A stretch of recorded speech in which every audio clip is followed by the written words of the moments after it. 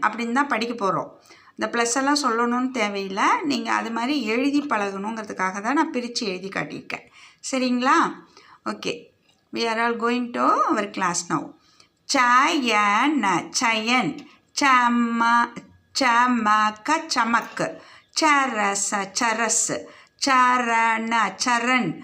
Chataka, chatak.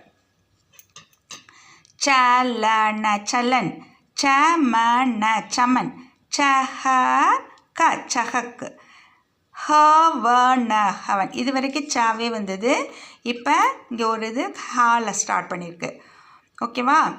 ஹவன ஹவன். கன ககன். கரம கரம். This line over. Next line போகலாம். கரஜ கரஜ. அதான் க கூட்டல் ர கூட்டல்